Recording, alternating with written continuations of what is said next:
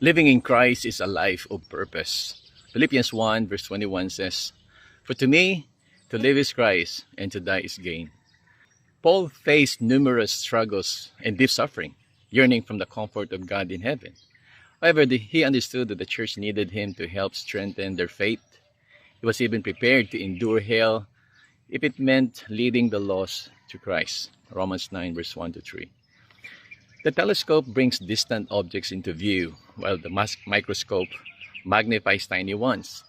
Similarly, Christians, as the body of Christ, serve as lens that reveals God's greatness to those who take Him for granted and draws closer to those who feel distant from Him.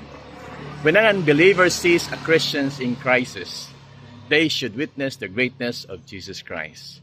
Our true motivation and excitement reflect what gives us life. For Paul, it was Christ. Christ was his source of excitement and purpose. Is Christ your reason for living? Are you living with eternity in view? Can others say of you, he lived for Christ? Sandy Adialaha says, don't let the things of this world distract you. Focus on your purpose.